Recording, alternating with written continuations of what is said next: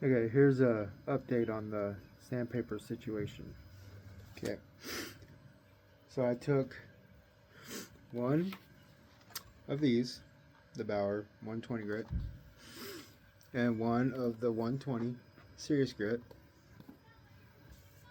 I sanded 20 bowls, which when I'm talking about bowls, these dough bowls. Sanded 20 of those with the Bauer.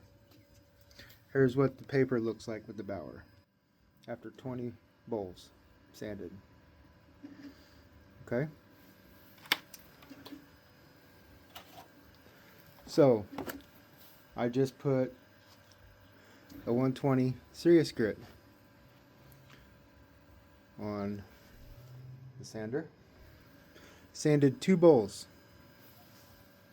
Look, after 2, it's already ripping.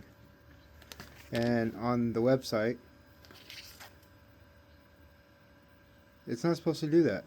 They said their sandpaper doesn't do that. So, yeah, I wouldn't waste your money on these. I mean, yeah, you get a lot of them, but in the long run, you're going to be spending more money because you're going to go through them twice as fast.